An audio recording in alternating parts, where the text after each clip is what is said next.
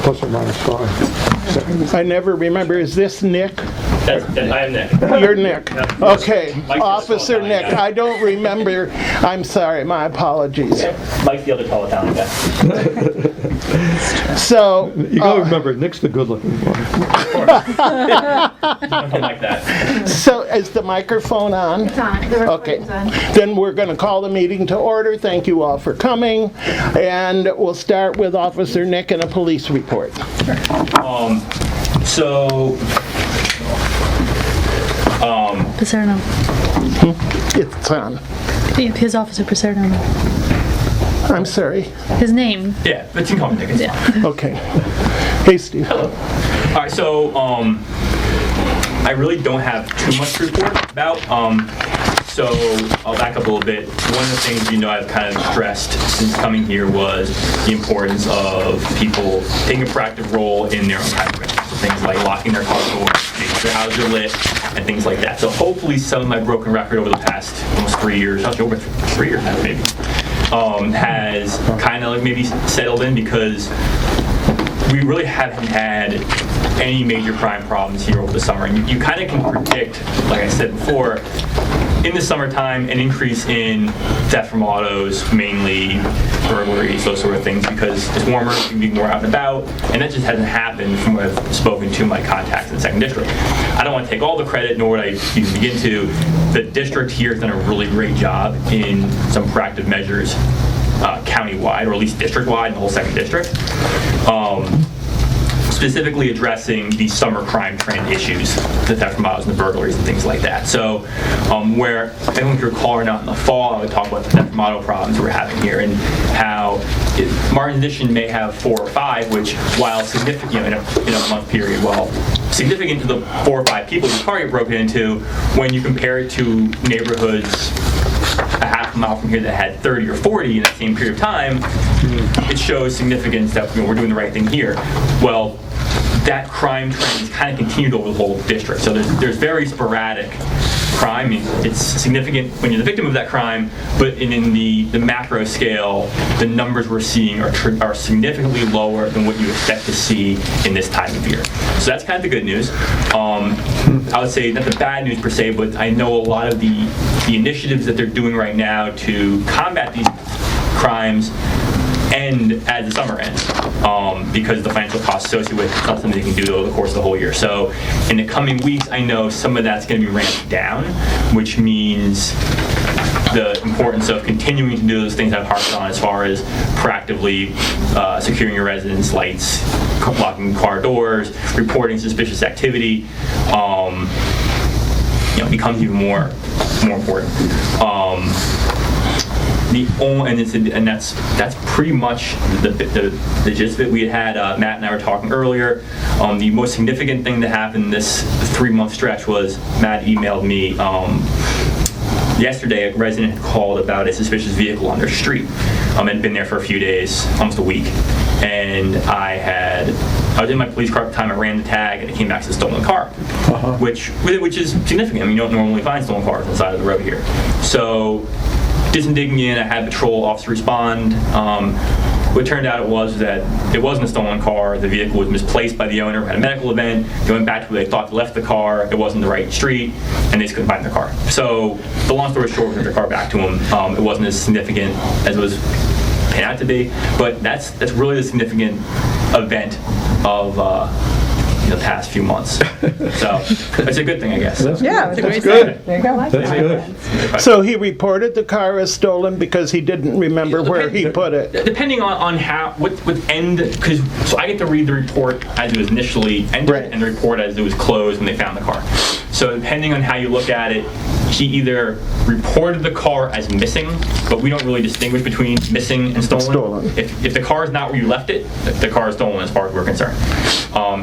He says, I didn't really report it stolen, I just said I couldn't find it. It's semantics as far as how we report it. Right. that was that. Well, it ended happily. He got his car back. I'm sure he's very happy about that. Yeah. Didn't I hear you saying the person was in the middle of a medical event? Yeah, so I that think it was, his occurred? wife, it was the person who called his wife, had a medical event, pulled off to the side of the road, called for an ambulance, and then when she got out of the hospital, it was kind of, well, I was more concerned about my medical event, not exactly where I was. Where I parked And the then you're car. kinda Which would make sense. Yeah, it totally makes sense. So Yeah. I think they were local, not to the village, but to the Chevy Chase area. And I think they just went to the wrong place looking for the car. So Yeah. they got back. I guess they're as happy they could be, I guess, in that situation. So. And what, in your experience, happens once school starts and life returns to its awfulness? So my experience is kind of Or been- glory. Yes. No, I'm thinking of traffic. Oh, yeah, I'm sorry. So, Perspective. Parents. looking back on, because Mike and I have been here for a little over, I think it's like over 2 years now, 3 years, how long it's been, and we have, summertime is traditionally the busier time. Fall usually is precipitated, like not a significant drop off, but as the weather begins to cool, crime begins to slow down. That being said, this has been such an unusual summer for activity that I don't know how the fall is going to play into it. If school coming back in is going to, put more people on the streets at different times of day, that would create an increase in crime, or it's going to maintain steady because when everything was right for low crimes to occur, it didn't happen. So why would it then happen when it's less of a perfect environment? It really is no way to say. I mean, I caution taking too much. One of the reasons I caution taking too much credit for the summer we're having is you never want to take credit for a decrease unless you're willing to take credit for the blame for the increase. So I just don't know. My hope would be it maintains, and my gut tells me you'll see a little bit of an increase just because we're at such a low level. It's not realistic to maintain that over the long run. But I still think that by doing the proactive things that we've stressed in our time here, you'll continue to see at least the village have a much smaller occurrences of these crimes as opposed to other parts of Chevy Chase, Bethesda area. So what are we seeing in other areas of the Chevy Chase, Bethesda area and DC?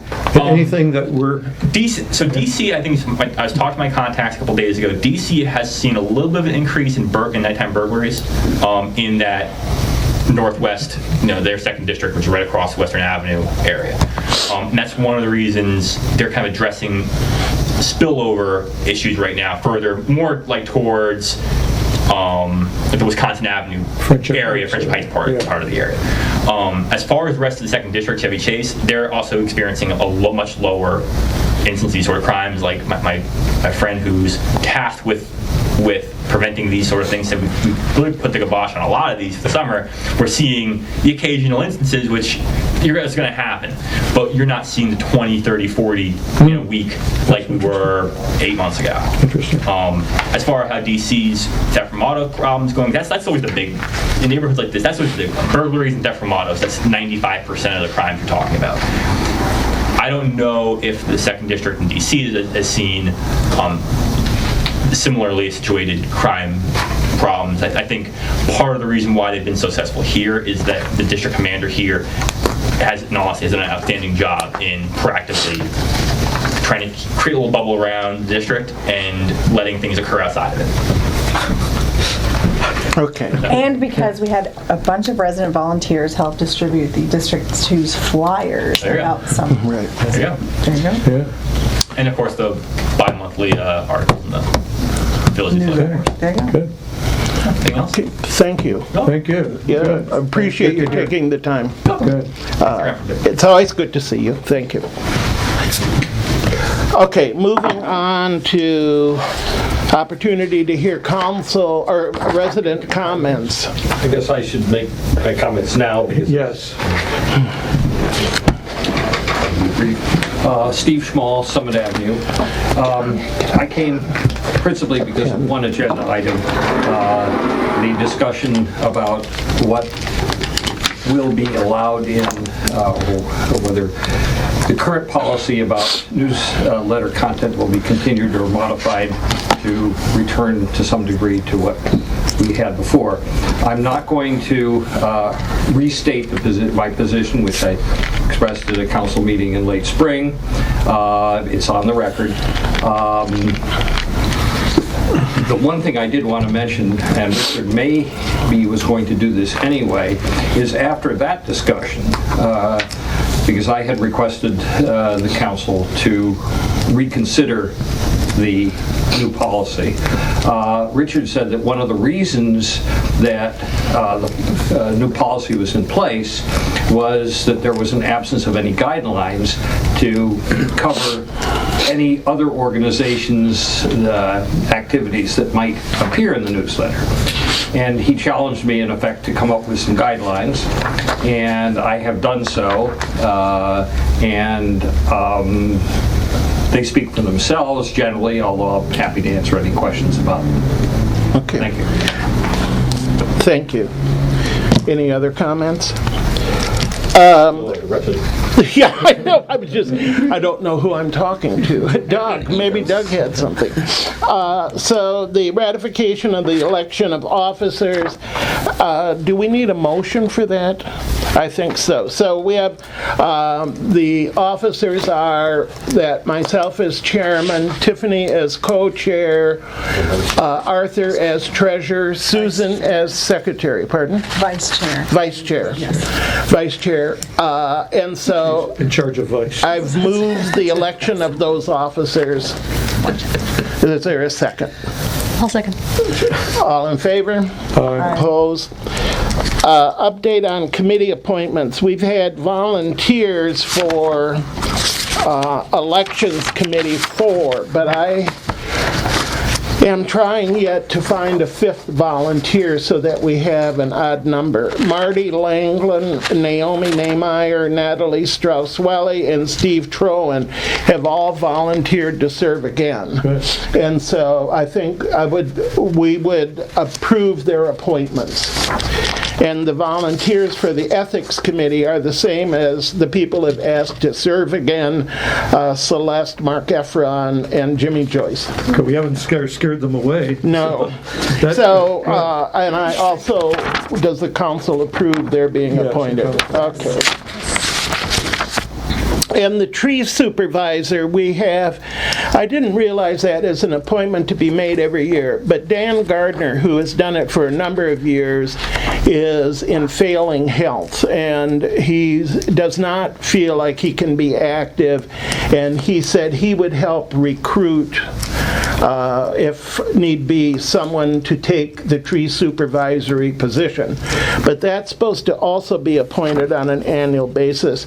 So I think we gave till September 8th, or, yes, for volunteers. Any volunteers? Not so far, I don't think. No. Maybe we should talk to some of the folks who participated. Well, one of the names that I've had, I don't know if I should mention that, is Woody Turner, who is on Raymond Street. Do you know him? No, I just, the name Woody. Woody, for Right. tree supervisor. Sounds very appropriate, I agree. Yeah, I don't know. I know. I do not know. I don't know his knowledge or interest in trees. Well, Dan He might be. recommended Okay, he that he might. might be somebody. Might be, I don't know. And I think he even talked to him. Oh, So, okay. and I've left a message for him and have not heard back. Okay. Okay. Action on the minutes of June 16th. Those were approved by email. Just a motion to approve them here. Move to approve minutes of June. Second. I second. Second by Susan. All in favor? Oppose. Public hearing on ordinance 6-16-1, which is the cable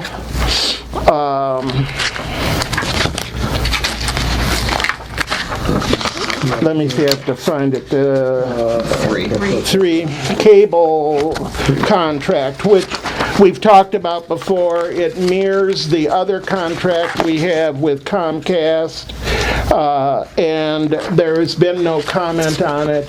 So I need a motion to approve Resolution 616-1 as it was presented. I move to approve. Susan so moves. Second. I will second. Arthur, second. All in favor? Aye. Oppose? Okay.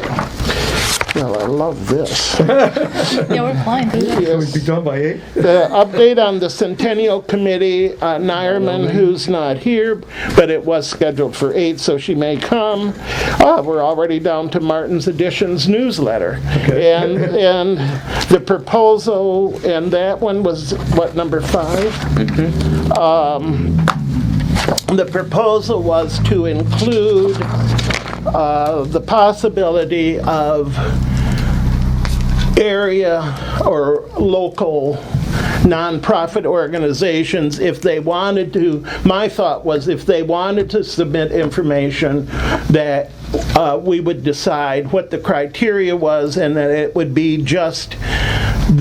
their responsibility to have their information in by the 15th of the month, that the council or the village staff assumes no responsibility in contacting them. I mean, it's either you get it in or you don't.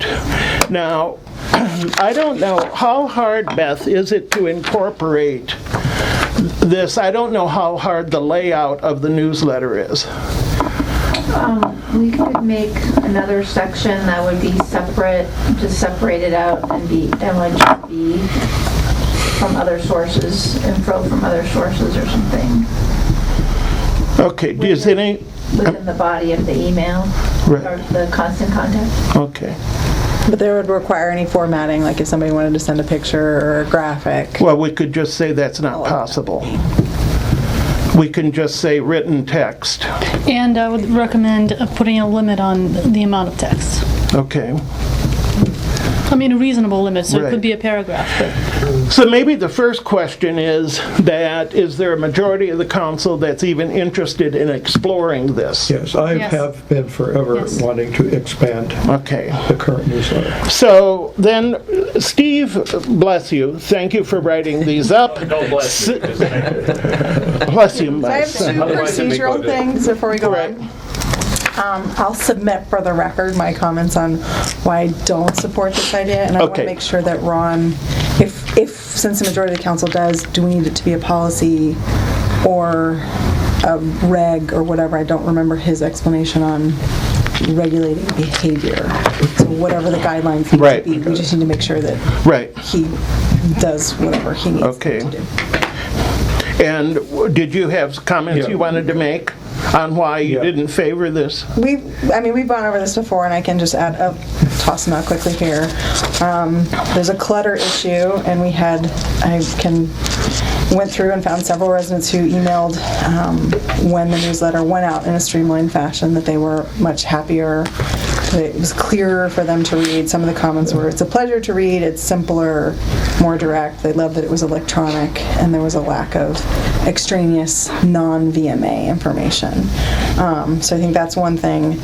I think we have, given that feedback we've gotten from a lot of residents, I worry about disenfranchising those people who, and the feedback came from long-time residents as well as more recent folks. So I think But there's do you a- remember the numbers? Is this like 3 or 30? No, I or? did a quick search just in my inbox alone, and I found like 5 to 10 just comments, and I would imagine since people could reply to the Martin's Editions Gmail, they don't reply to a council member, that more responses might have been in Tori's inbox when she was here.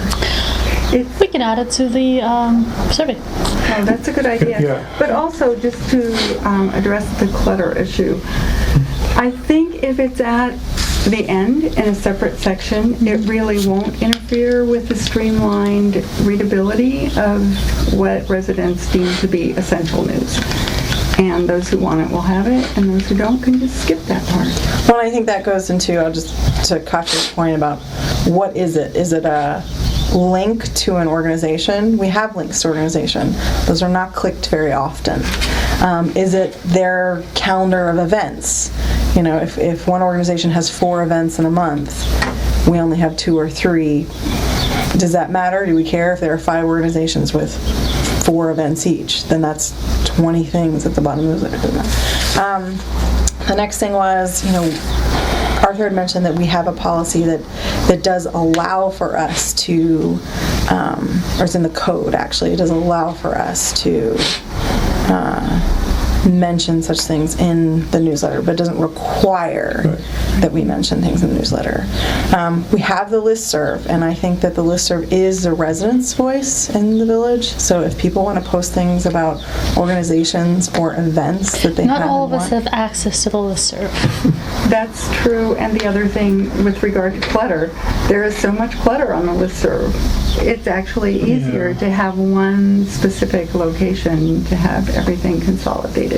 And there's no control that the residents have whether they're added to the list of included people on the listserv or excluded people, which is not the case about our newsletter We that is control controlled. who receives the newsletter. Our newsletter, yes, Yes. but the listserv, it's not quite.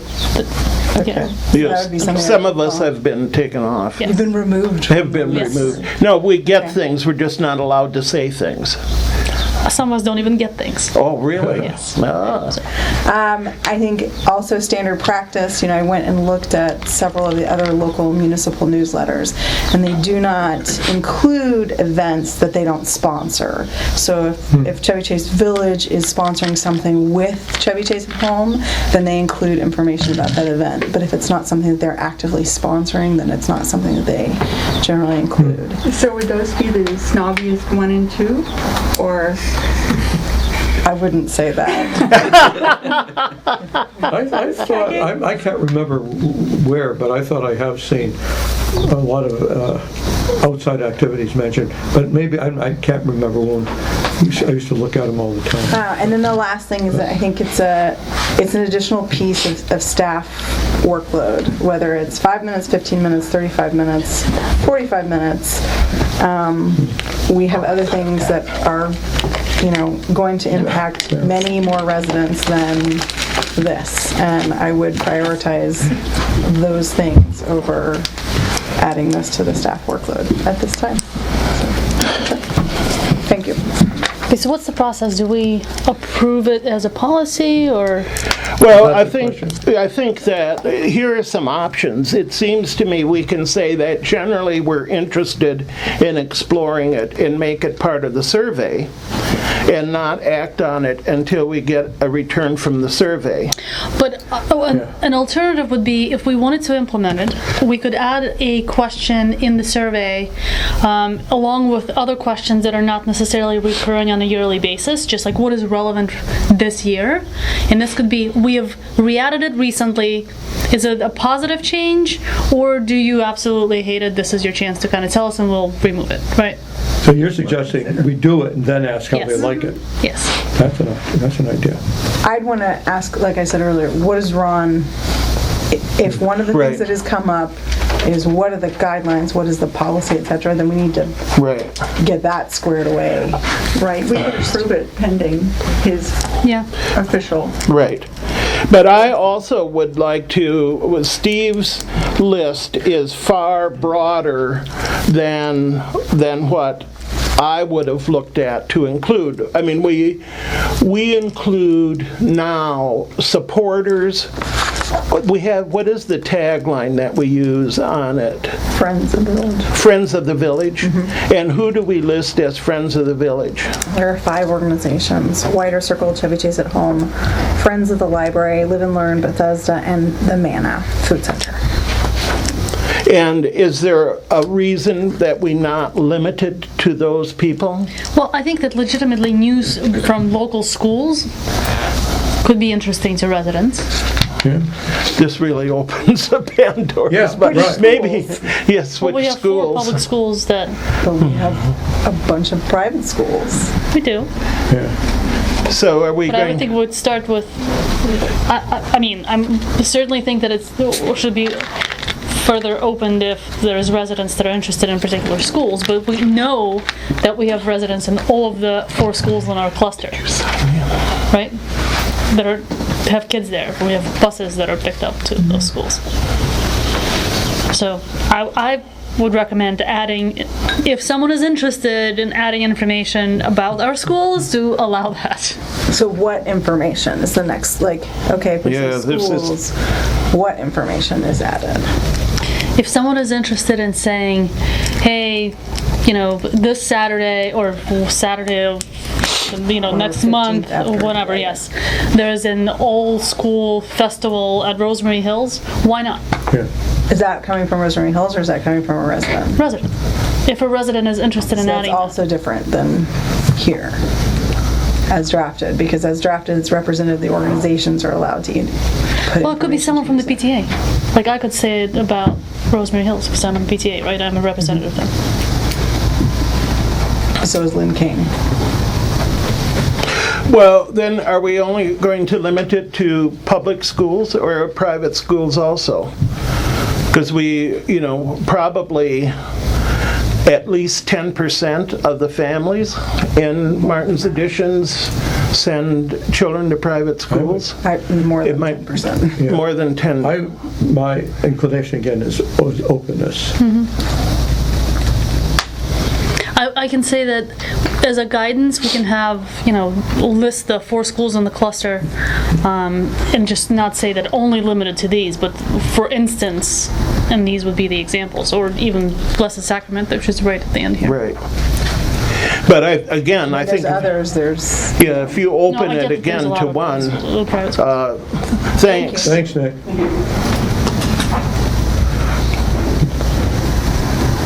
Yeah, as I keep saying, we're in opposite ends. I don't like the format of the Martin's Edition newsletter to be like the Federal Register, publications of official things only. To me, it was a negative downhill approach. So my inclination is to go with more openness and then evaluate it. We can always evaluate at a later date through questionnaires, and is it a nuisance? Is it a lot of staff time? Are we getting every kind of reaction from it? React to it later. But then we need a standard. We need something that says, this is the nonprofit. It has to be a nonprofit organization. What else? What other? With significant community involvement or something. Didn't Steve say something like that? He did, that operates substantially.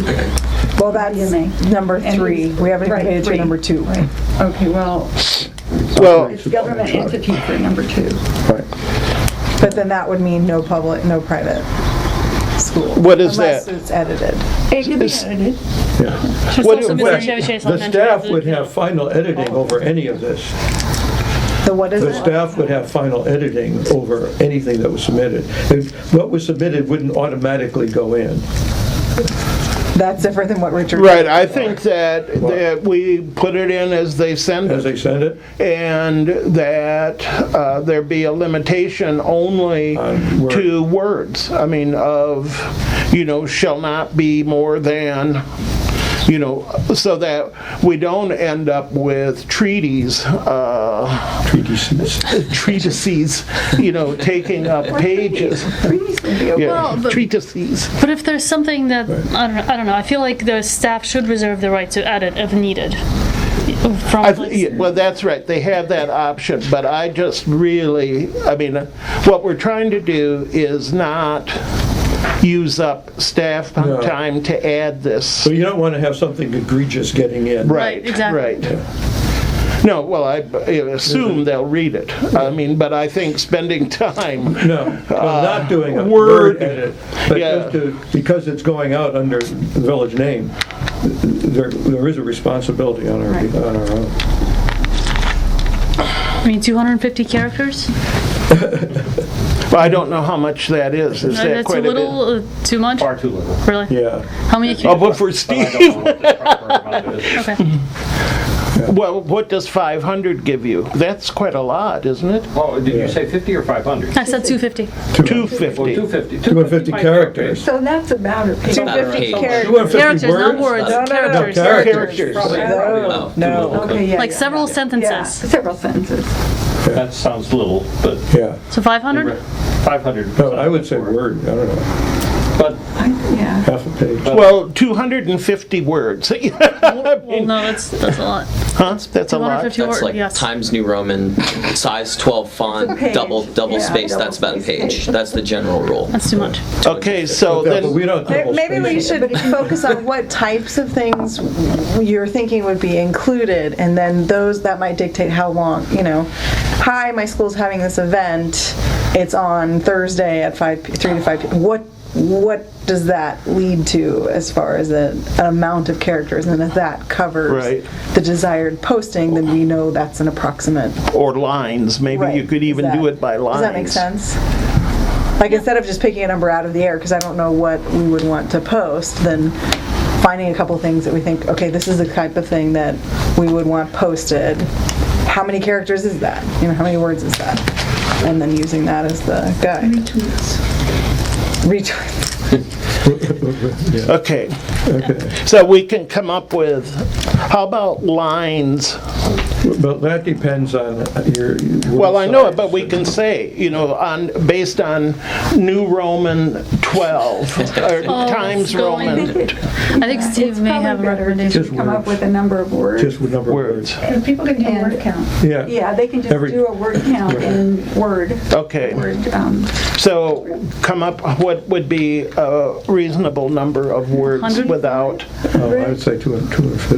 250 is almost a page. half It's a page, no, And that's it's too much. Well, that's, And if people are really, it'll be an exercise in brevity and conciseness. Yeah. Right. Which is always good. Yes, it is. It'll You make keep our only the meeting most shorter. important information in there. As well. So 100 words. Yep. let's see. Well, let's start give it a out with try. 100 Give it a words. try. And then have a link, right? Oh, that's a good idea. Okay, so we are starting out at 100 words. Are you comfortable with that? I am. Okay, then, what else do we want to decide? Who? But we've said nonprofits, schools, churches, Non-political. no political, Charities. and that there has to be representation or substantial representation. I think we're just Yeah, 'cause representation. You don't want to have in- somebody who're just sending stuff in who have nobody living here. Right. No direct involvement. Right, well, then it must come from a resident. Yeah. So Yes. if Blessed Sacrament wants to send something, it's going to have to come through Tiffany. Or if Several of Has the to be other a- parents. Yeah, but if St. Vincent of Philadelphia wants to send something, they have no representative. Or Yeah, even yeah. if the school itself wants to send something, then no, right? Right, It has to be a resident. it has to come from a resident. So that goes back to, we've had representatives in the past of organizations come into the office who are not residents and who don't have residents who have advocated for their cause. I just want to clarify that that means those things would not be added unless those organizations found a resident to advocate for their. That's right. Is that a reasonable, I think so. A nexus to the village. Yeah. okay. A nexus, that's the good word. I like it. The government uses that all the time, and I'm defensive about it. Okay, so then we'll check with Ron to see what we have to do, whether we can pass it as a policy. I don't even think we have to do that. Oh, it's just a directive or It's, Yeah. a decision. Let's or- just find a way to, Yeah, I don't think. you can just tell us how that would be implemented. how that is. Direction to the staff. Yeah. Okay. And so who is making edits to this? Well, I had thought that with the minutes, that Beth would write this up and that send it to Ron and copy us Okay. in terms of the decisions we've made. But also with the proposed guidelines, right? Guidelines, Okay. right. So we need to make the edits in terms of adding Chevy Chase Elementary and other area schools right? 100 words maximum. I would just take out Montgomery County government entities and just call it the entities and schools, residents, whatever.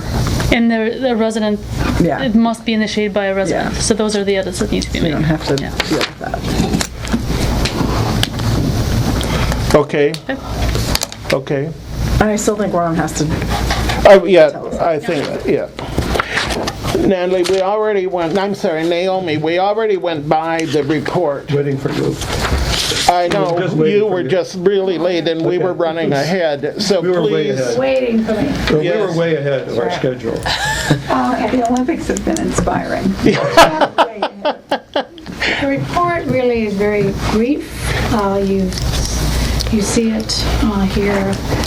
Mostly the update has to do with the new video that's being just about finished of the interviews of residents attending the event. It's most of them have nice things to say about the village, their testimonials. We thought we should just put them on the website, not make DVDs out of it. A few residents asked for DVDs of the event. So since we produced them, we decided to, I think there were, 15 or 14 DVDs being requested. We gave people the option. And as you know, once you start producing only 15 or so, you might as well produce more. So I think we decided on 50. So we'll have some in the office as kind of a record, and one for each of you, Oh, which I wanted to personally hand out tonight. is it autographed? Yeah. Thank you. Thank you. You're welcome. Thank you. Nice. Thanks. And yeah, it has a nice little cover, and yeah, it's a nice record of. Would you like one? Sure. You're going way on us. Yeah, I'm back. You can take it as a souvenir.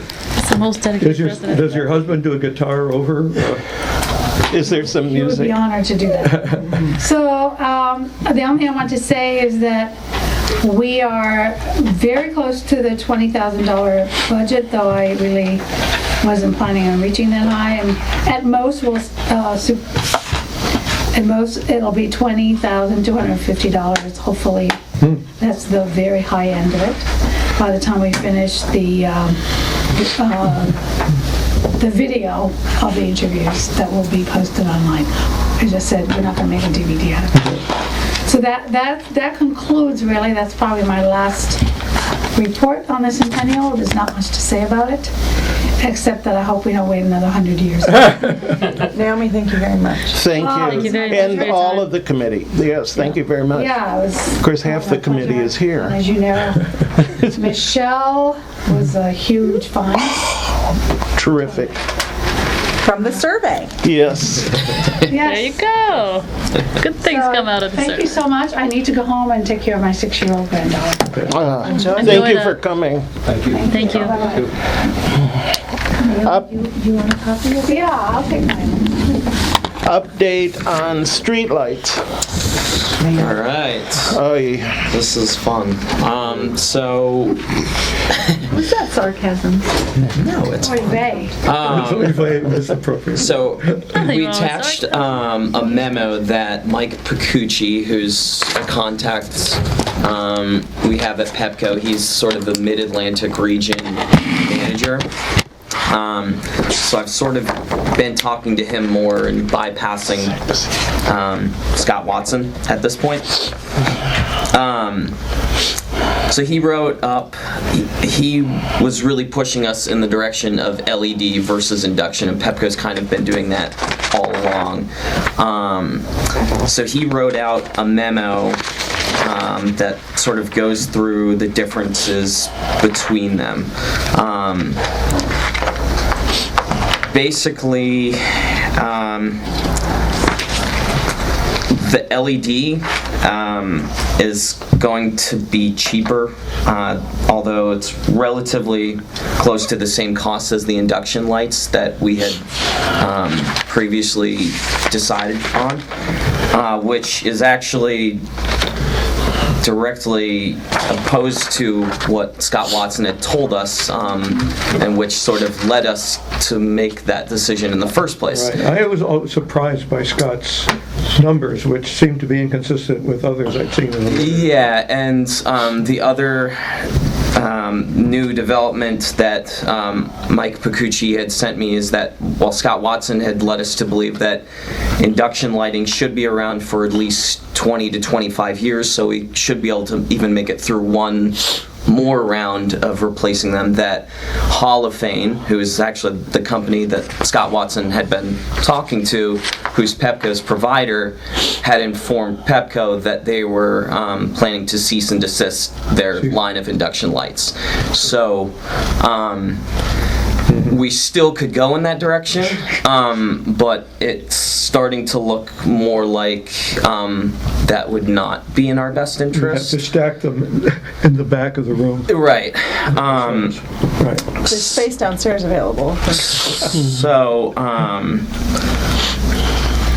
I've had Amy Ramirez, who's an engineer, go and look at the 7 new pole locations, and She's an engineer with Pepco. with Pepco, yes. And so she's going to price us out for the LED lights with the caveat that we can go to induction if that is the direction that we do go.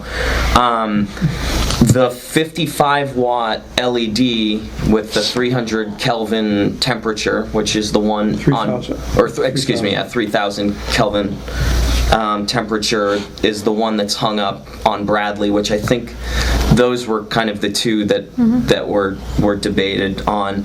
Is a custom fixture, but apparently Scott had worked out an agreement with Pepco to ensure that they would be able to put those in and would stock us with a couple. I emailed Mike to say, where is this agreement? Is it in writing? And he emailed me back and said, we moved over from Lotus Notes to Gmail or something, so it got lost in the shuffle, but take this as a formal assurance that we will. So then I guess if we were to go in that direction, we'd have to decide how many exactly we'd want them to stock in reserve, because which I still don't exactly understand. If you look in the replacement section, he said that if they can no longer be maintained, they'll just be replaced with a standard high It's pressure. the same thing.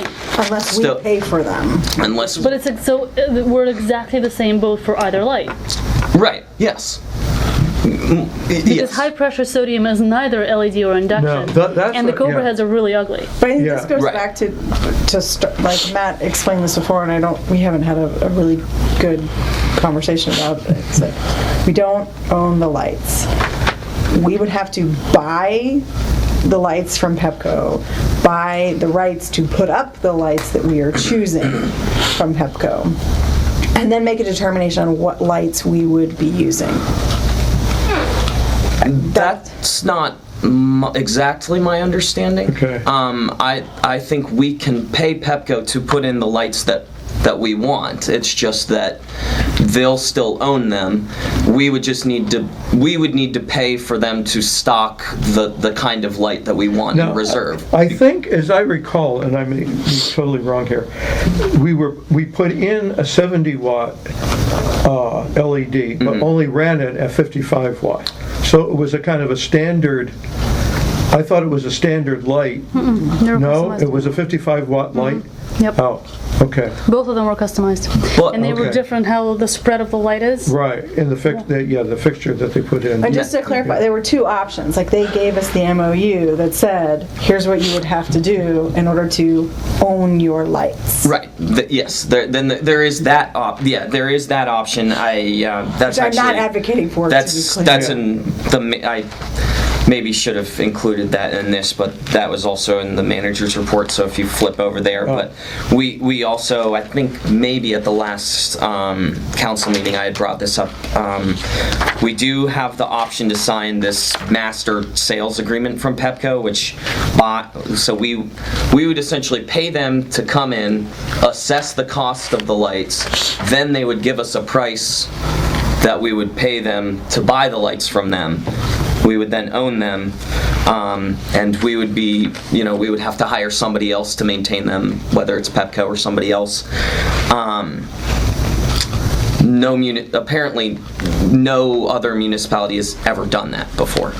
So, really, the one option here under the cost per unit for existing streetlight conversions, the only one that's really in play at the moment is option 4. Is that correct? Yep. well, we could do option 2. We would just need to move. Well, but the Coverhead we don't like.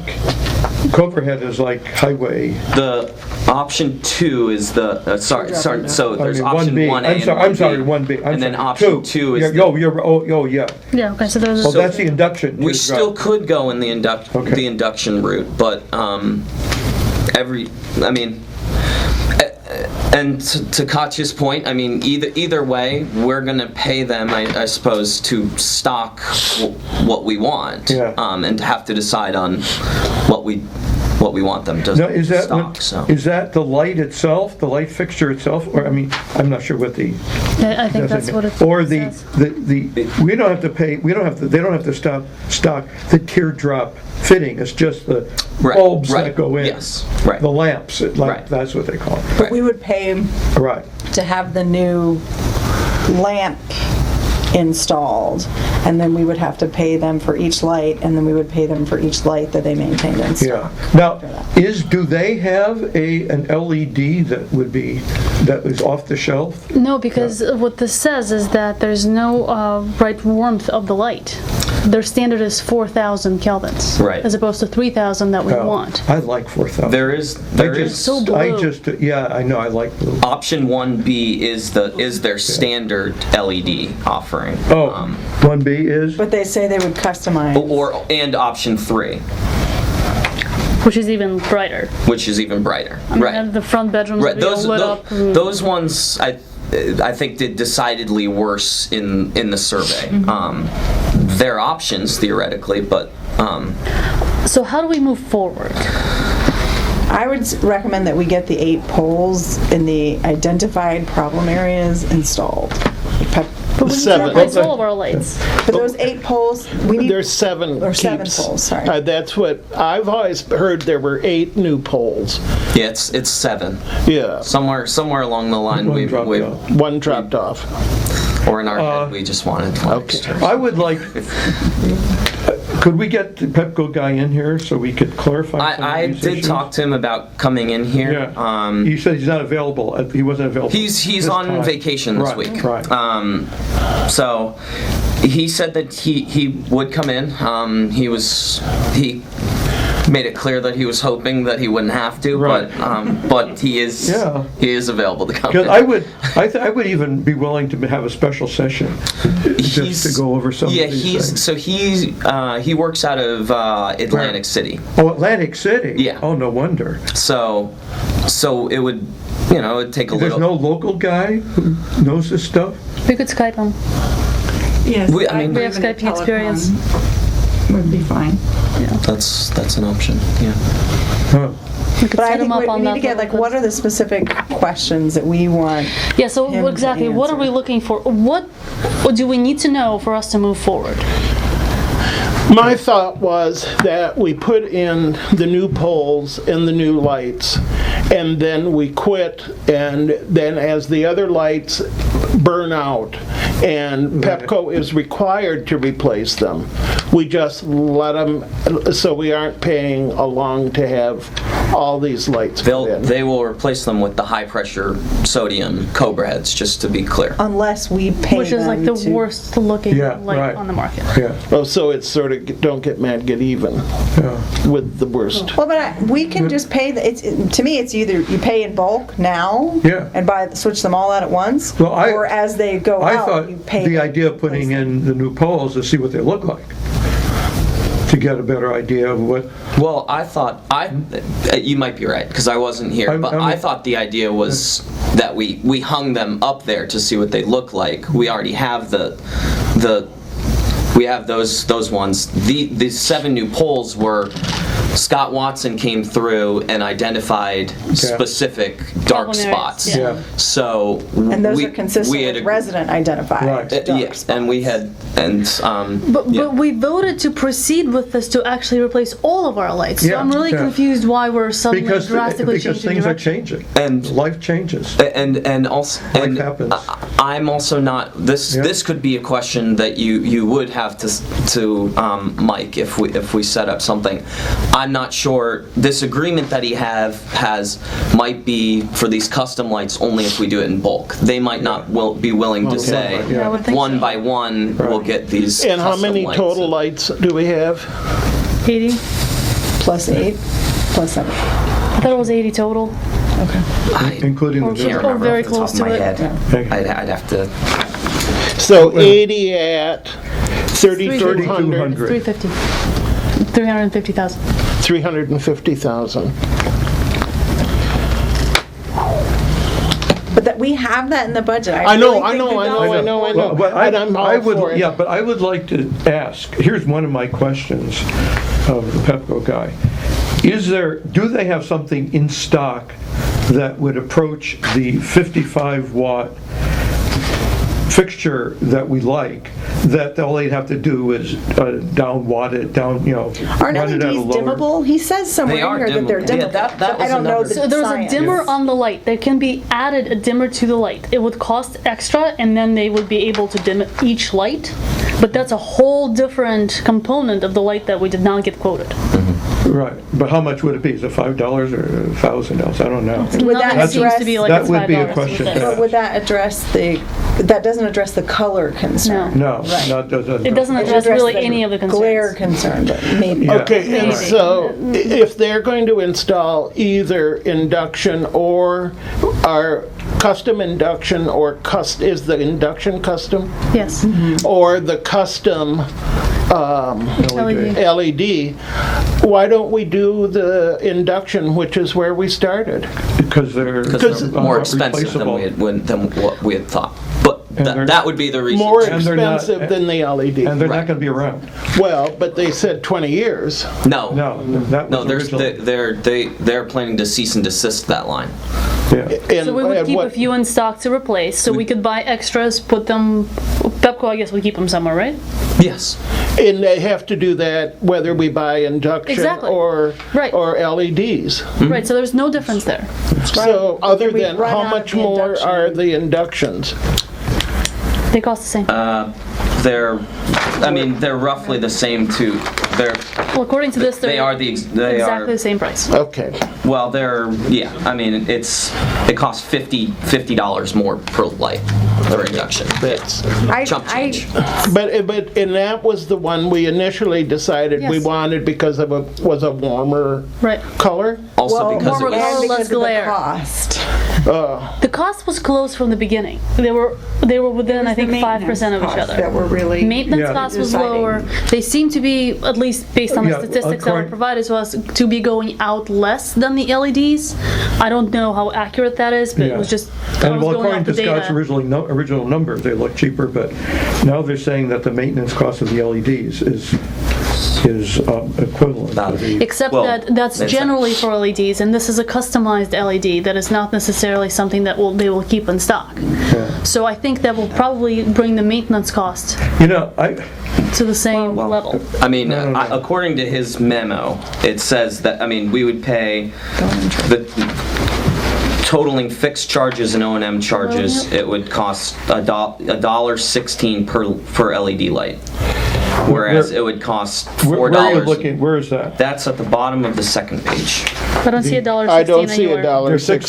cents. 38 cents plus 78 cents down at the bottom. Oh, that's a sum. You did So, yeah. computation. Wait a minute, so what's it, the fixed charge But wait, this is high pressure sodium. equivalent? LED high pressure sodium equivalent. It's an LED. I believe that they're using, are they using this language to say this light, or no? What does that mean?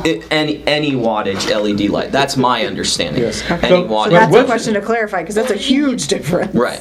That is a huge difference. I agree with you. But if you look at the options, then the only ones that are referring to this high pressure sodium equivalent are the ones that we don't like. So the two options that we do like don't list high pressure sodium equivalency at all. So he needs to clarify what, I think when he says any wattage, it means including our special design. Let's clarify that. Yeah. but then, So- so for the, just for people who don't see this in front of them, the difference would be from fixed charges in O&M for induction as drafted is $4.40. $4.41. So it's 4 times the price. Yeah, and the other is $1. Yeah, 16. 16. So that's another $3,200.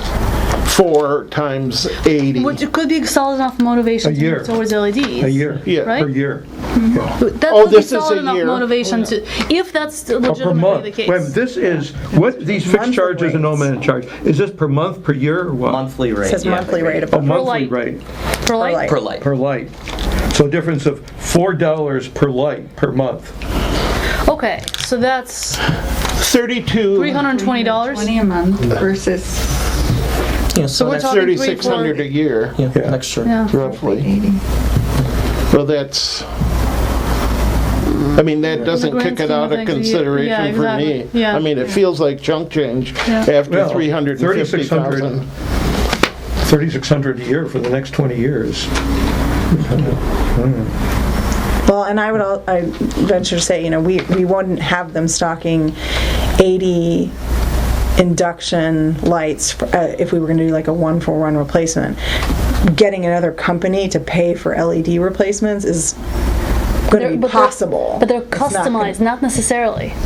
Here's a question. It's more likely that we could find an LED that would be equivalent to what we were looking for than the induction. I Yeah, think that's that's the speculation. this is a question for Pepco. Do they have something in stock, or could they have something easily available that approaches our specially designed specially designed light? That's the question I would like, because I would rather have something that they take off the shelf Shelf is cheaper. than do anything special order.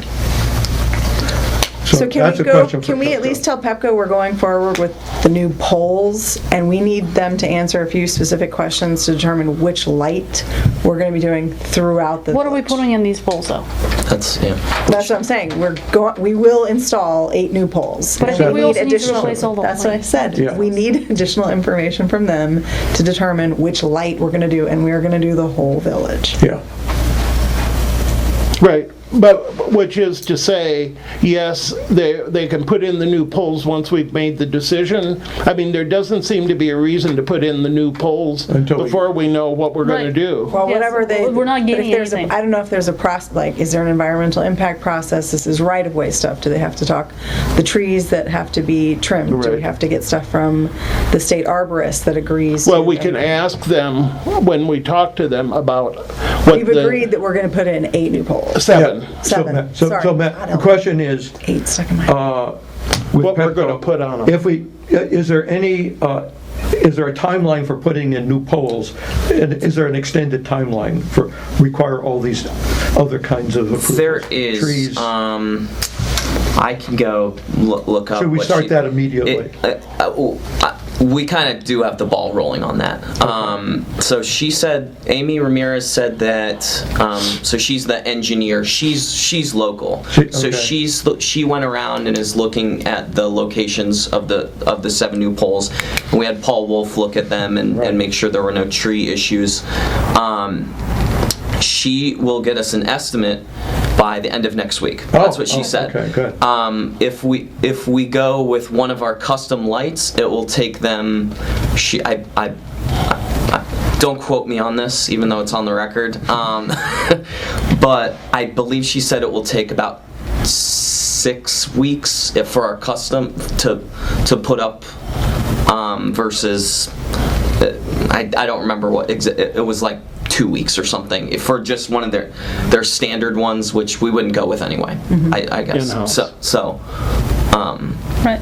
And I can forward that information to get you exactly what she said on that. I think we also said earlier discussions, we don't need, the ornamental bracket.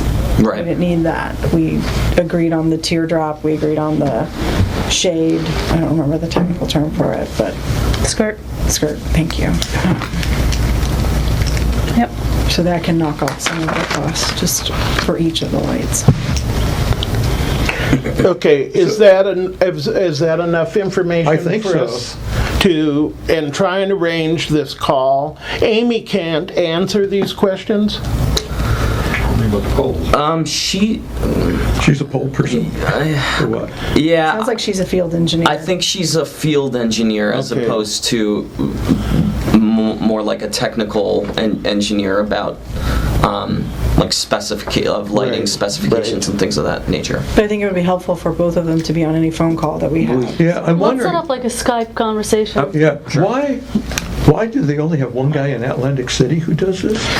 And I'm not so keen on the Skype. I understand that, We can but do we pay a lot of money to them. They could send somebody up here. If this guy in person, it really. I just don't want it to delay it by extra 3 months because we're trying to adjust to the schedule. We'll put Matt on it. Find out if he's going to be in town. We can get together with him if he's going Right, to be in town. and at a minimum, that he be here for our next council meeting in September. We can meet with him Earlier. whenever he's here. Right, any evening, Yeah, Okay. we can meet. Well, almost, yeah, if we're around. if we're around. Not in, Yeah, give us some dates, and, Yeah. we're trying to be flexible, but I think we want him here in person. Yeah. And I mean, I like I that. understand the Skype thing, but I think we need it. I mean, there is a disadvantage to that, where we've got a lot of questions. Okay. So one more Enough. thing that I just want to raise Yes. before we move on. This is to Arthur's point that if they have something closely aligning to our needs that we can just out of stock adjust. One thing that I'm concerned about with that is that so much, we've really tried to figure out what we want and customize the light to fit those needs. So if we're setting ourselves back all that time by going down that path, that's kind of my concern there. You see what I mean? Right. Wait, setting So if they ourselves say, down. well, maybe something will work, and then they say, well, let us try to work on something, then we're adding another year. Oh, no, I mean, Dragging kind our of more or feet. less off the shelf, no special Ready to go now. configuration. Yeah. But then But would we want to that's- look at that light? Because we've already Yeah. had Yeah. sample Right. lights installed. So, Right. do you see what I mean? That can add a lot of time in there. What Katya is saying, yeah, I agree that if if they don't have the exact thing we want, we have to move ahead Yes. and not wait another year Yes. while they work it out. Agreed. Even though off the shelf would be cheaper. Okay, Okay, thank you. are we on? The other thing Same about, page. one more point, about off the shelf, it may not only be cheaper, but the stuff's available, it's there, Right. and doesn't. It's available now. It may or may not be available in 20 years, but Yeah, well, things change. right, so the question, I guess, this is another thing for technical specifications we've given him. Is there something that is 95% the same? Right. And do we deem that to be worth a time and cost difference? If we can get the 95% the same in 2 weeks versus exactly what we want in 6 weeks. 6 weeks. Just to be clear, are you saying for I the think that's whole what Arthur's village, saying. or are you saying Whole village. Whole if we village. went Whole for village. For the whole LED, village. would that be an advantage to that because there's something that's close to the LED versus induction? They don't have anything that's close to that. Right. It would be I feel LED. LED. yeah. Yeah, Okay. it would be That's for what the I whole heard. village. And there would be substantial savings. There would be savings. I guess we won't use the word But it really has to be very close to what we wanted, not just kind of. Yeah, Okay, agreed. move on. Yeah. Doug? Okay. Just one suggestion, if it's off the shelf, they've got to be using it somewhere else. You ought to be able to look. To go look. Right. That's true. True. Yeah, Right. good point. Good, thank you. Yes. Okay, so on Montgomery, EBL. So this, where, I'm trying to figure out why we were discussing this again. Is it because that after we had made the decision on the change, we have looked at that and have decided that maybe we want to revisit that? Some people had a concern that We acted too quickly? No, that some structures could end up too close to the sidewalk. Because we didn't actually make any changes to the code. We deferred making any changes to the code. We were about to. Right, Did we but read we one did in? not. We did not amended and we actually, did That not fell off make the table? changes. Even though we had approved the porch for, Totally separate issue. Right. so we had approved the porch for The porch is Conway. there. Okay, And we have not changed the code to make it consistent with the Montgomery County Code. Right. That it only applies to new houses.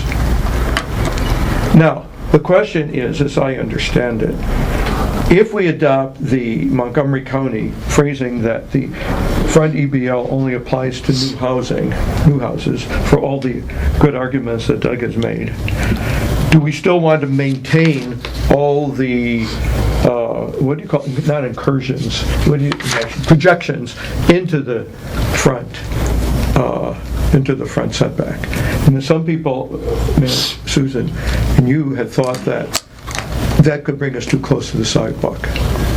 Yes, my concern was that if there's a 25-foot setback and then a 9-foot porch projecting into the setback, then it looks like the house is only 16 feet from the front Right. curb. Yes, I have That a exists concern. today. That exists That's today. in effect today. And the question is that, are you getting too comfy with the passersby? Or is it too... I still would Well, I like think to it know affects what the way that the neighborhood feel, right? Like Yeah. most of the look houses are not that So way. look, okay. Of the front yard. Right. Being, And if that's allowed, then over time, right, more and more houses will have that Well, look. Is that Doug what- says it's moving the other way, that houses are moving further back, away from the front. is that that would true? depend on. Are you the saying yard, that? though, Too. Well, I've only been here a year, but what I've seen is, from doing some research, yes, they move farther back. The new houses are not 25 feet from the street, they're farther. But that means that they could put on that porch if they wanted to. Yes. Right, so I think that what I was suggesting is that we amend that and not make it 25 feet plus a 9-foot porch. But if there is a porch, then it has to be further back, or the porch has to be narrower. Okay. But that doesn't address the issue that Doug raised, that older homeowners Right. would then not be able to add a porch. No, there would have to be two separate changes here. One would be to make us consistent with the county, only new construction applies. The other would be a line that says, in no case will any part of a building be closer to the front right-of-way than some 20 feet, 18 feet, something like The that. last time we had talked about this, we asked you guys to give us an idea of how many homes would be impacted and what the changes were. I know that there's been lots of things going on. Have you guys had a chance As you walk, to look at that? Yeah, I believe, I ran the numbers to find out how many houses were 25 feet from the street. Okay. And I believe it was 80. So right now, as drafted, those 25 houses, if they didn't have a porch on them, let's just say they could put don't, a porch. they could put a porch that goes how far? No, they could not. They could not without a variance. Right. Okay.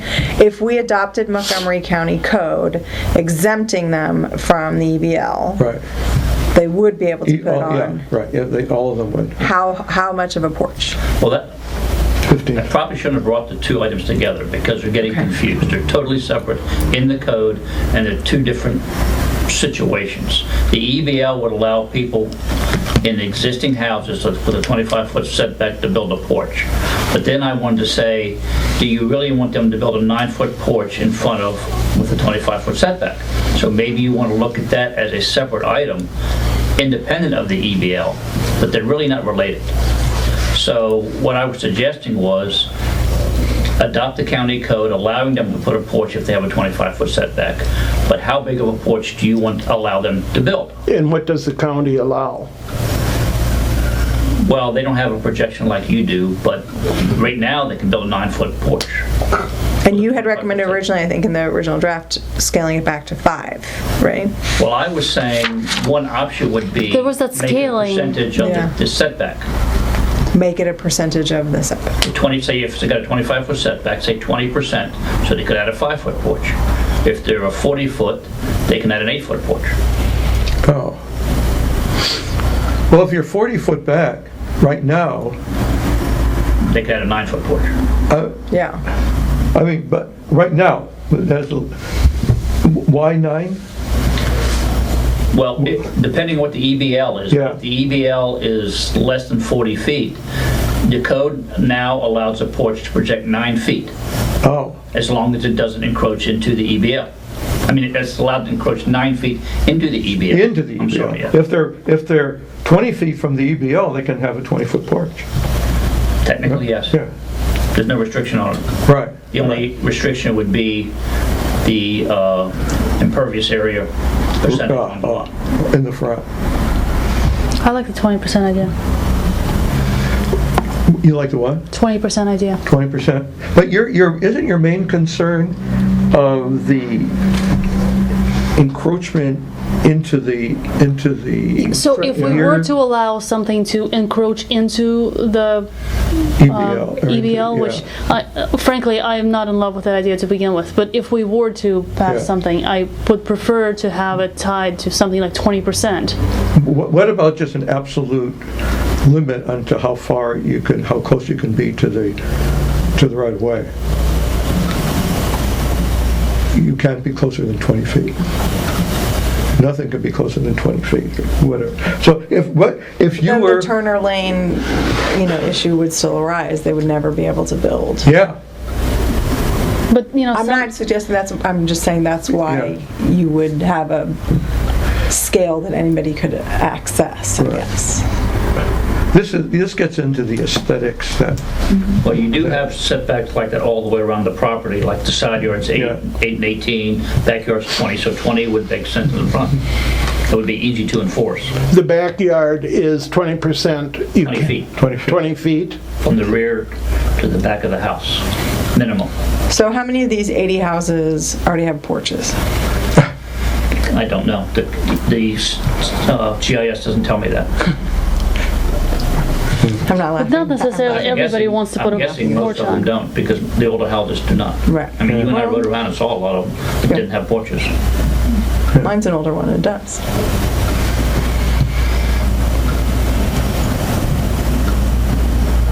I'd like to hear some good architectural aesthetic although we're not supposed to be considering aesthetics, but aesthetics are always embedded in this. Character, we're allowed to focus on Yeah. character. And it does make a difference in the character of the neighborhood.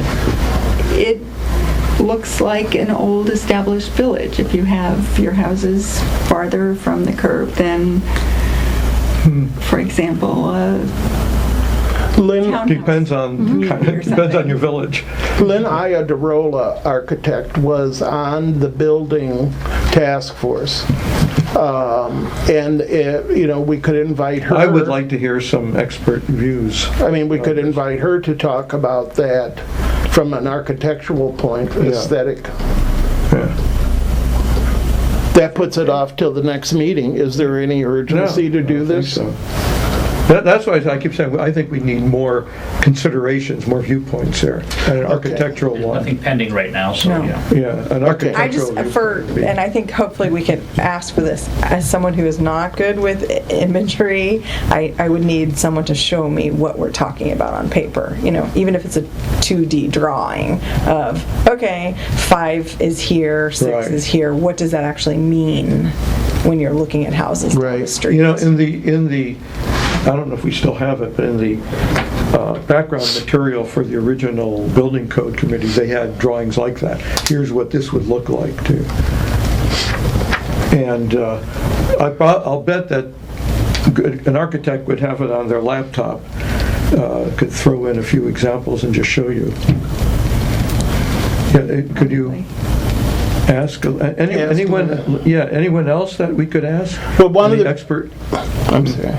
The reason I suggested her was that she was on the task force, right? And she was a very good contributor on that task force. I mean, Yeah, she had a lot. She really helped. Right. Yeah. Okay. And if she could bring in, Tiffany said, any pictorial examples Well, on is a that laptop something that or anything maybe else. she and Doug?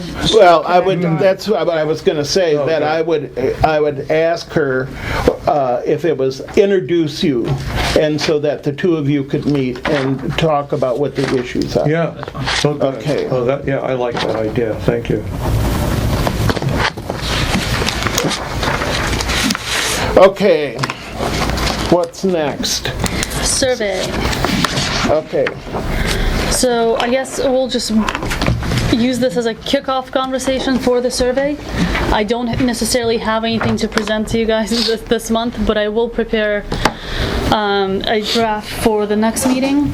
So my thoughts are to reuse most of the questions that we used last year and to keep them as a standard. That way we can track our progress, or if we're decreasing, if people are not as happy with us, we'll also be able to see that.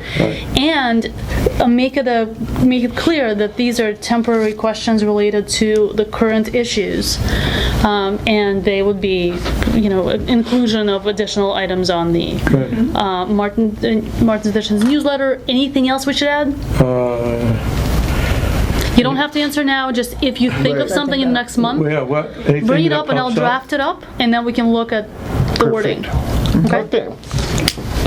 Thank you. Arborist contract. Yes, thank you.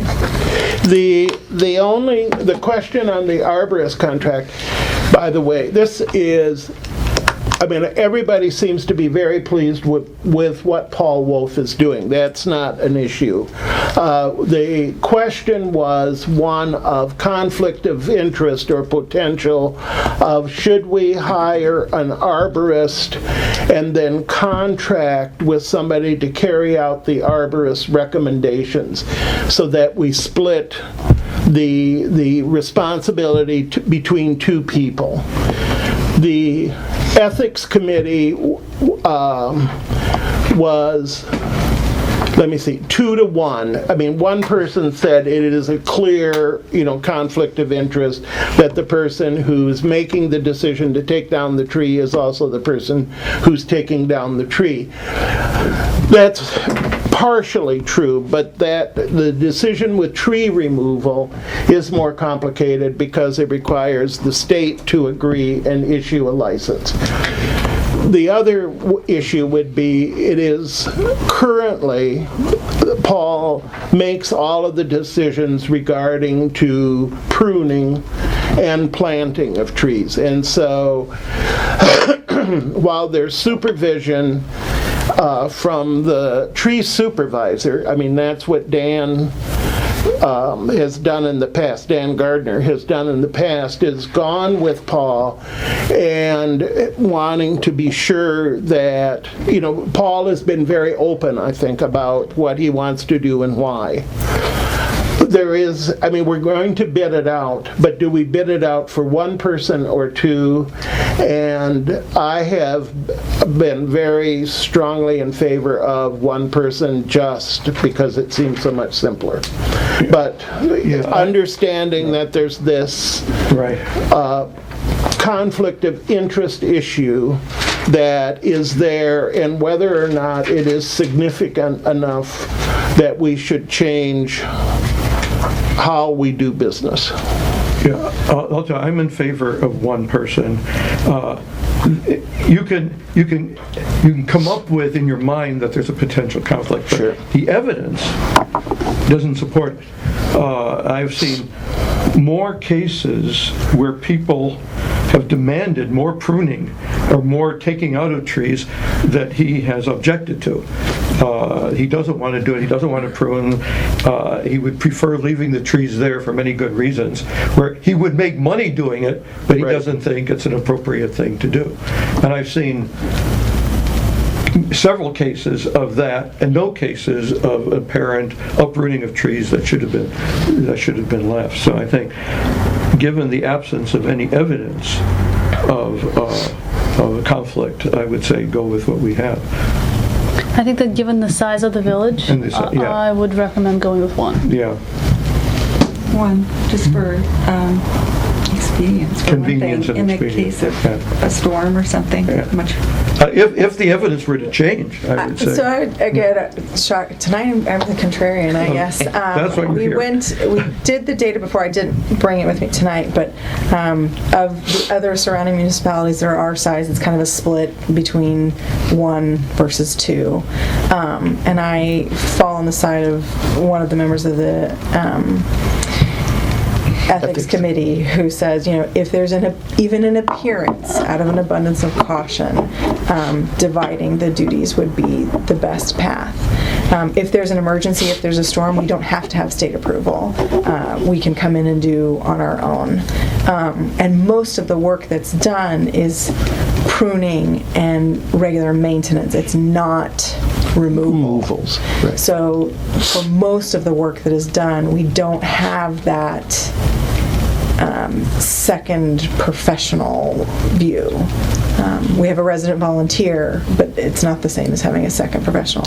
And so that's why I would recommend we separate. Well, there's one other. There's also cost consideration. Katya, what was that? I was saying that there's also cost consideration Yeah. for having 2 people, Right.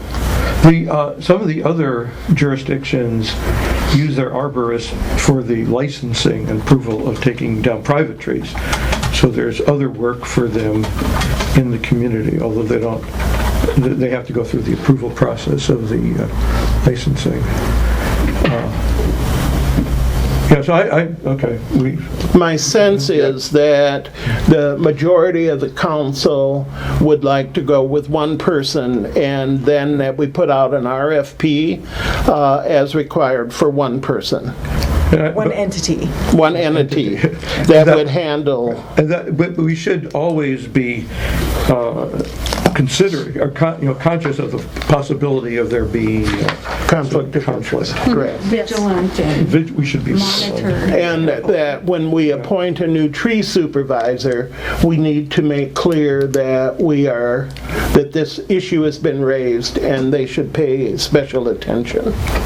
Good, that's good. Do we need a formal motion? I don't think so. We've just, okay. But we need Matt to get a arborist RFP. Yep. Arborist and tree maintenance. Well, and he's been waiting for us because it didn't seem to me we had a clear. Okay, financial matters. Financial. First month of the fiscal year, not much a report. From the last fiscal year, even though the books aren't closed and there are still outstanding invoices, we ended up with considerable amount more money than we thought we were going to have, mainly from the state income tax, and less expenditures, mainly because we have not incurred any of the capital expenditures that have been on the books for the last 4, 5, 6 years, 7 Since years. I started We 20 hope to years very ago. soon, though. Right, Yes. but we're approaching, we're going to spend money hand over fist. On the wind decision, a few weeks ago, we got a report from the state comptroller that Martin's Addition will owe about $150,000. And I talked to the guy who does this in the comptroller's office today. They're pretty close to the end on this. For the latest 2013 and 14, there's still a few returns coming in. But as he noted, anyone who has expecting a lot of money has already got their returns in to get their money. They're still in the process of processing them, but he thinks that we're just talking about a few percent of what is already outstanding, the $150,000. They will start, unless we choose to do differently, the state will start deducting $7,500 a quarter beginning in the 2019, May 2019. So $30,000 a year will be automatically deducted from the amount we get from the state income tax. And we're getting now over 600,000, so it's about 5%, 4 to 5% of our annual income from the state income tax we will not be seeing. So it'll kind of be in the noise level. Arthur, what do you think about just, because we have designated fund balances for these other projects, why not just designate a WIN fund balance so it takes it out of the big one and then paying it off at one time? We could do that. And the reason in my brain it's easier to do that, or it may be better to do that, is so that future councils are seeing what the tax revenues are without the deduction, yeah. And that it's over and done with, that people don't have to, So 150,000 right now in the bank. We have the reserve account less designated allocations is about 1.6 million.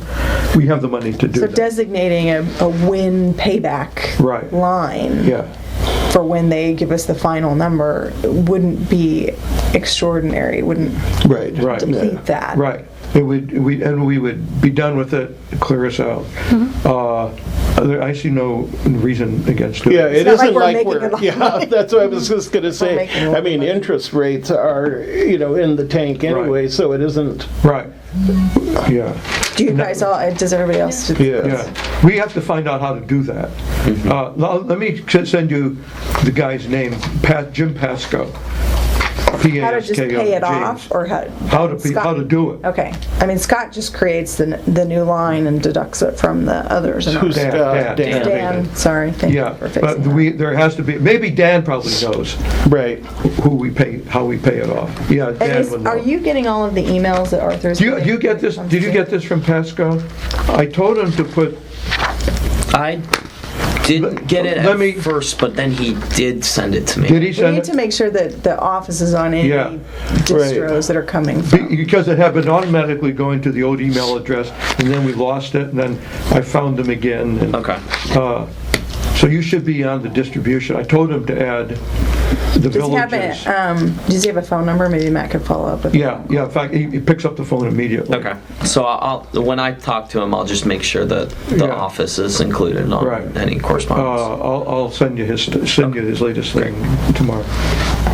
Any more discussion? No, the only other thing I would note is that our revenues from the state income tax has been running higher than we have budgeted. The economy's doing well, the stock market is up, capital gains are great. We only have to wait till the next recession hits. And that will change, remember? Oh, yeah. The last recession. Right.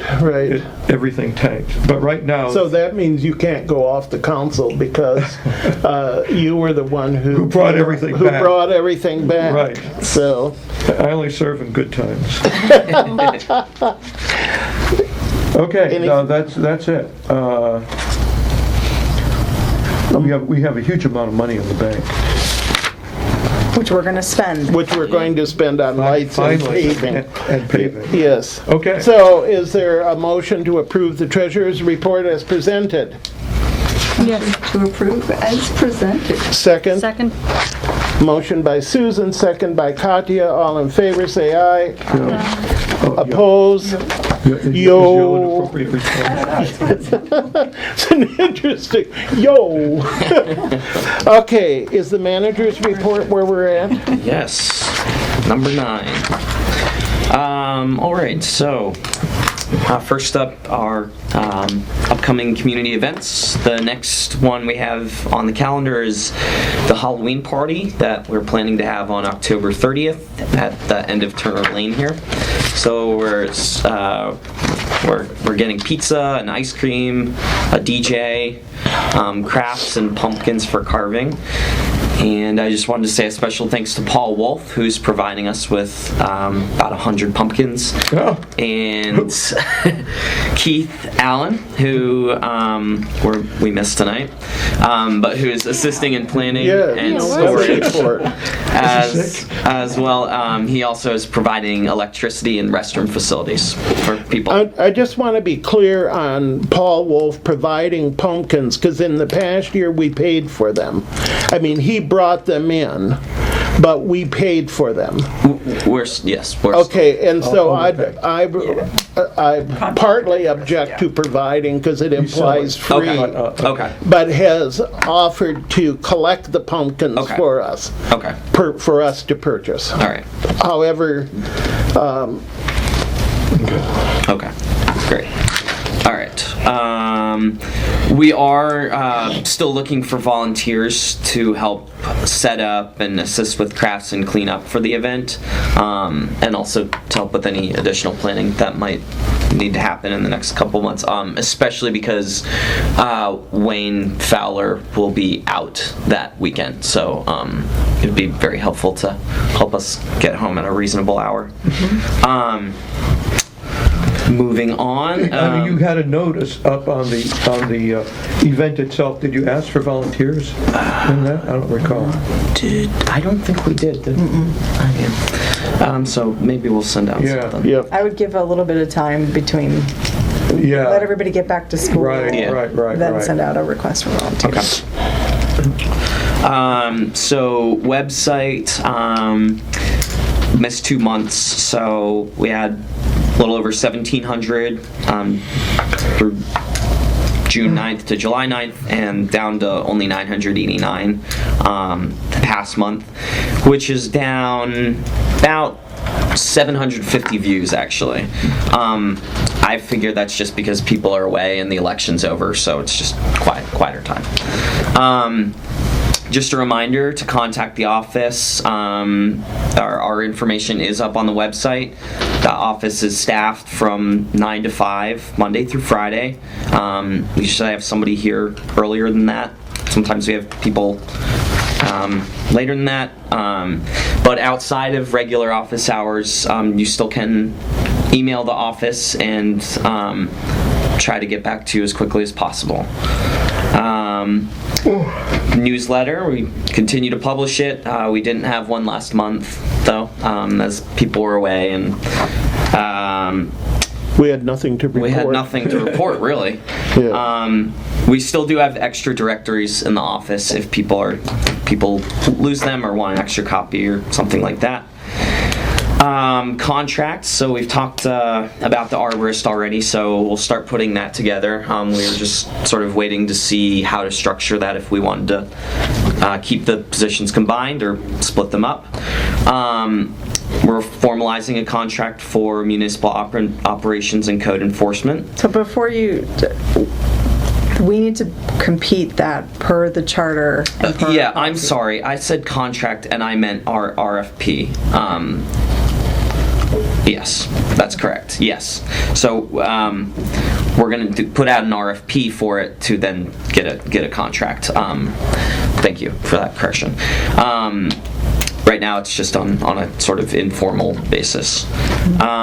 We triggered our option clause with Rolling Acres to provide snow plowing and street cleaning to the village this winter and this next year. And the other one is both Beth and I talked to people at the summer Maryland Municipal League convention. They have a million different vendors up there, and we talked to people that had websites and had provided websites for other municipalities and government entities. And one of them just unsolicited sent us a proposal for it, and it turns out that costs about half the cost of what we pay right now per month, and they provide 24-hour technical support, which would be nice because right now we are having some issues with help on on our website if we do call up the person that we are contracted with now. They're not the most responsive, and just based on looking at least these two, it seems like we're paying a lot for them to just host our website and not really provide us with any other services. So we also talked to another company that said they would love the chance to send in a proposal to migrate us over to host our website. So I thought that that might be worth exploring. Give it a go. And how much savings would there be?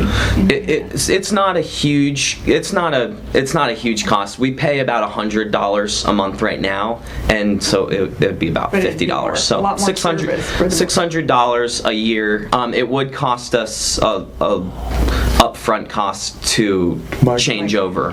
What's the upfront cost to migrate?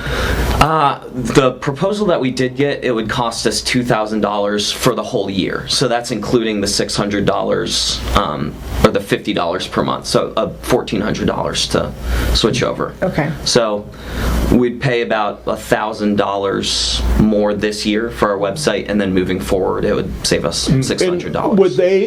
Does that include redesign, or does that just flat out? It does. It is for redesign. The one thing with this specific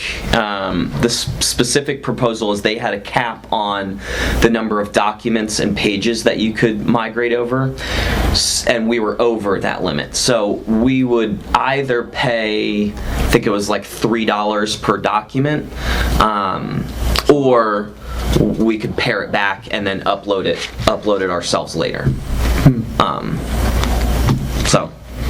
You'd have to get some recommendations from other municipalities who've used them. Yeah, so one of the companies that we were talking to is called Civic. Is it Civic Plus, Beth? Yeah, Is that Civic Plus. Civic or Civics Plus, and they provide the website for Somerset and Town of Chevy Chase. the town of Chevy Chase. So I can see what. Right. If they have any impressions of it. Sure.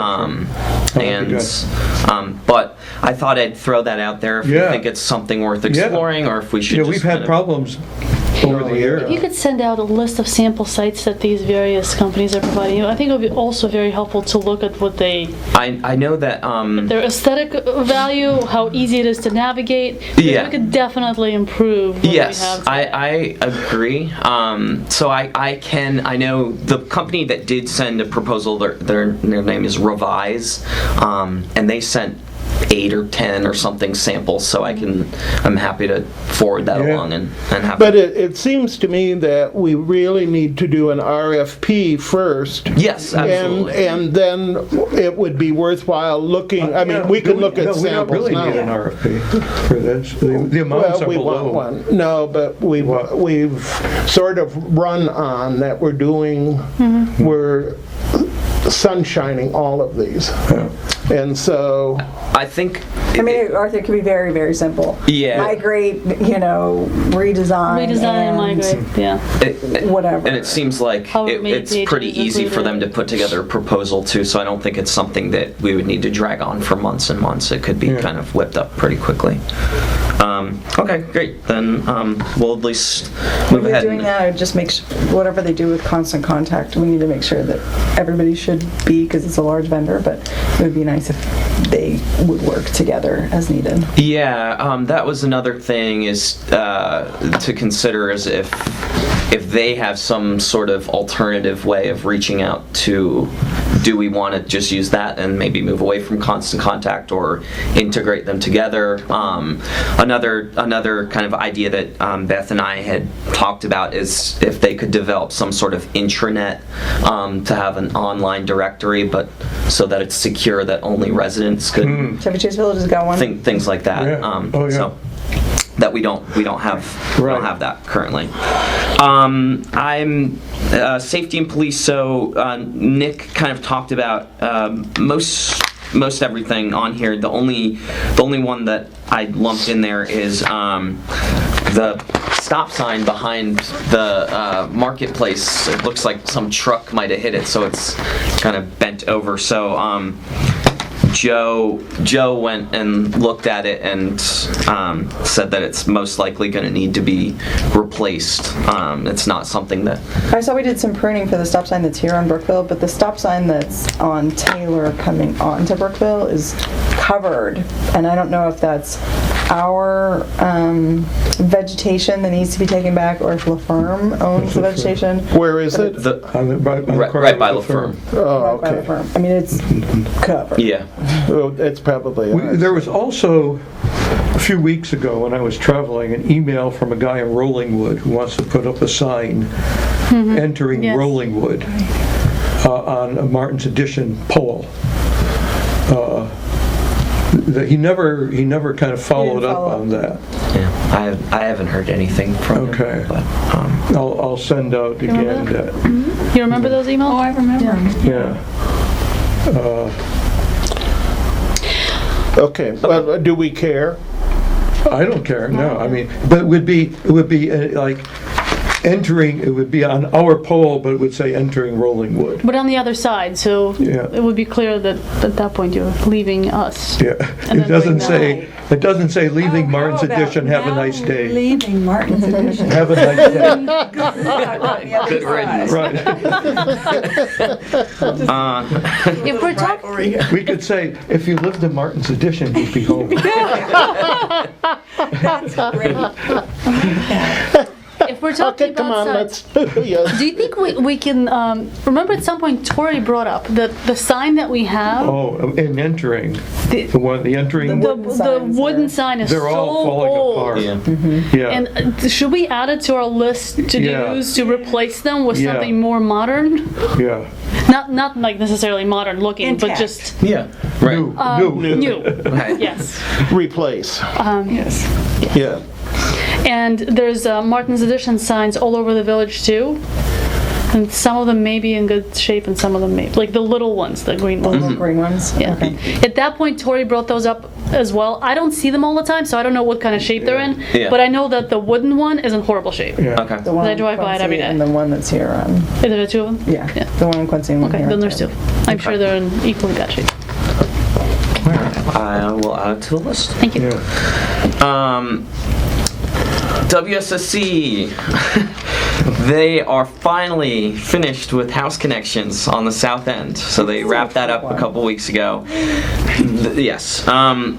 They screwed up one over at 111 Quincy Street. They didn't do it according to their plan. I don't know why. So they have to move it to the left 9 feet because where it currently is now, there's a tree right there that would cause issues in the future. So they're just gonna nip it in the bud now and take care of it. They're doing that tomorrow. So that should be the end of it. Okay.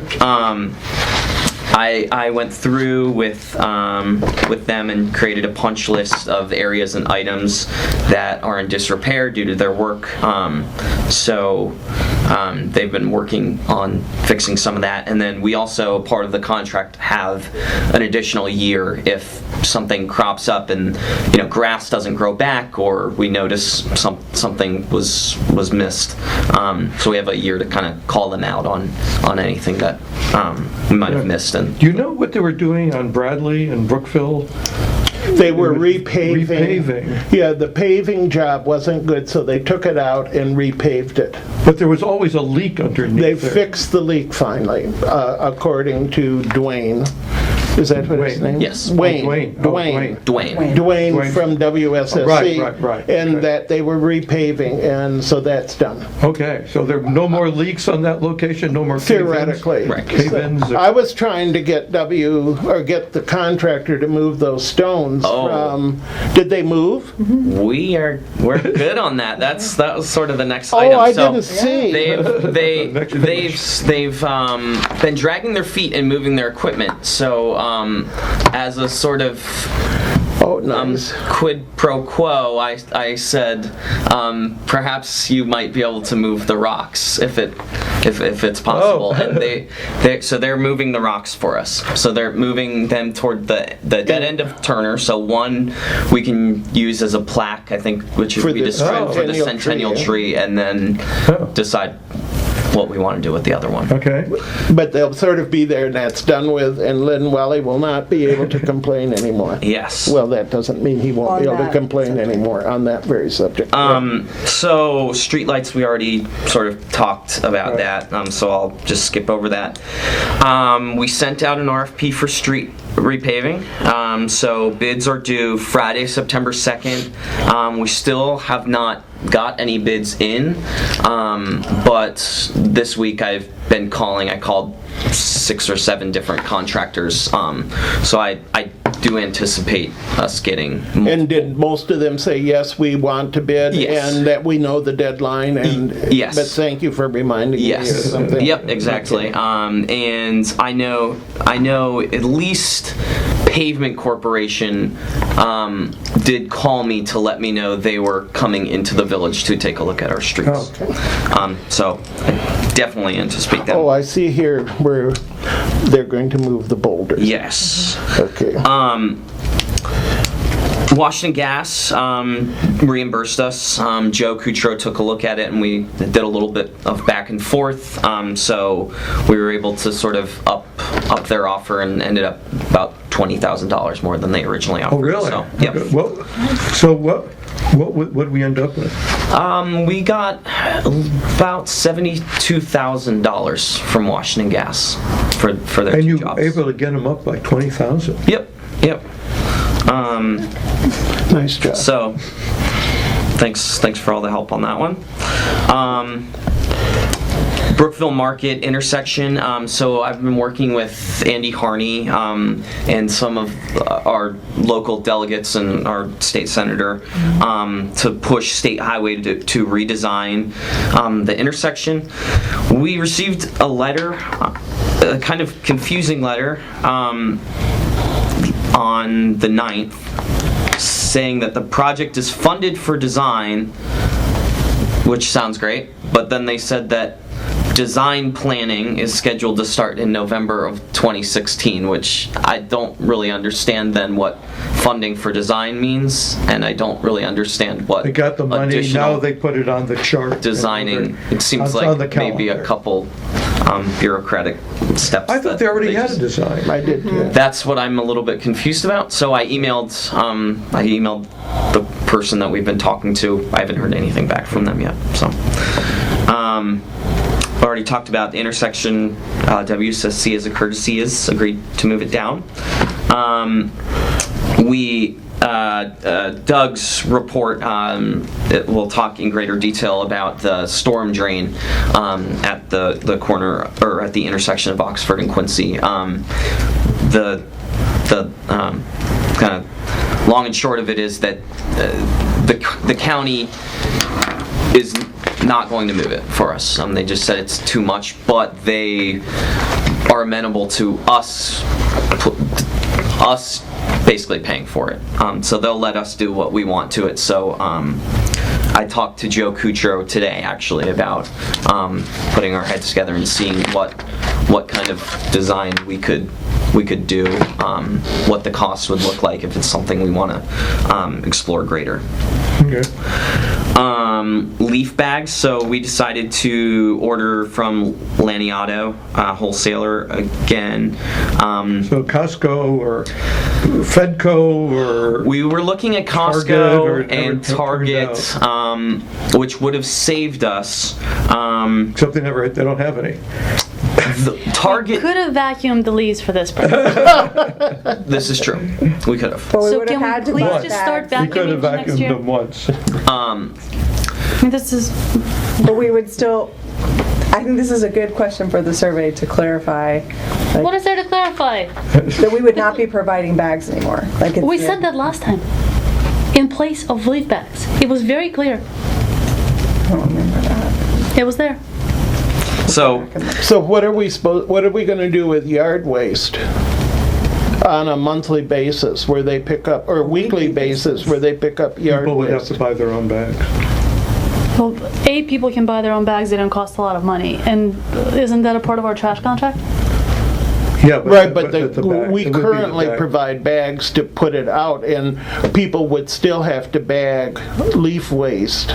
yard waste on a weekly basis except for the time certain when we were going to vacuum. Right. So the proposal originally was that we would ask if anyone in particular needs leaves versus the other way around when we're asking, would you like to opt out? Right. So even if we were to provide leaves, the demand bags, for is that what you- yes, thank you. The demand for leaf bags would decrease significantly, even if we chose to still provide them. But I personally don't think that we necessarily need to provide leaf bags. And I Because if would we're urge vacuuming the again- leaves. I would urge again, mulch your leaves. Yes. Gardeners, It's very good. yeah, people who want these perfect lawns without a chopped leaf are imposing their desires on our blue planet. Okay. All that being said, we're going ahead with Laniato essentially because while we could have maybe saved some money going with Costco or for example, we would have had to deal with renting a truck and storing them and then passing them all out ourselves. So we decided to go with Laniato. Okay. Again. Bulk trash, next pickup September 10th. And that's all I got. Good. Thank you. Thank you. Doug? I won't go over everything, pretty much it's standard information. The two items I wanted to bring up, or three items, one of them we talked about was the Quincy intersection. And the other one is, the last meeting we had, we discussed the covered porch on 3507 Turner, the Met Wally variance. I pointed out that the roof was too big. The contractor came out and took it down and replaced it, so now it's in compliance with the code. So we signed off on the building permit, and I guess they're getting the bond returned. Yes. Okay, so that should be wrapped up. But everything, they weren't arguing at all, they said they made a mistake and they took care of it. The other one I wanted to bring up is the last item, the AMT GIS. We're working on the update now. We're hoping to submit to AMT around the beginning of September. We're going to provide them with about 15 houses that have been, the front yards have been improved since the last update in 2014. We're providing them with new tree information that Paul's putting together now. We're also giving them the locations of the water and sewer improvements, the water improvements that took place in 2012 in the north and just finished up here in the south. And we're also asking them to help resolve some of the boundary conflicts that we have in the town. So hopefully that'll go in September. Is Washington Gas information going to be added? Excuse me? I know that Washington Gas lines, are those also in the survey? If we had the plans, we could add that, yes. I believe we have the plans. Well, are they designed or are they as-built? Because a lot of times, Don't know. okay, well, we need to get the as-built plans. And then also, I just want to make sure that you were struggling a little bit with getting AMT to make timely updates and be responsive. Are you still in that place, or do you feel like you are making progress? I was instructed yesterday to write them a letter telling them that we're not satisfied with their response and they need to do a better job. Okay. And then the last thing would be making sure that you guys are both at least somewhat familiar with what's in the system and how to use it, because it's great for Doug, the engineer, to be able to do all of it, but I think every once in a while you guys need to be able just to figure out how to work it as well. I will solve, for instance, tree questions. Is that my tree, or is that you guys can look it up. We don't have to call Doug and have him look it up. Okay. Anything else? Resident comments? Talk away, guys. And so the council will now entertain a motion to enter a closed session pursuant to Maryland Code General Provision, yada yada, to discuss the appointment, assignment, and performance evaluation of an appointee over who the village council has jurisdiction. Is there a motion to move into? Somebody so move? Arthur so move. A second? Second. Second by Tiffany. All in favor? Aye. Opposed? Turn off Okay, now we turn off the recorders. recorders. You're supposed to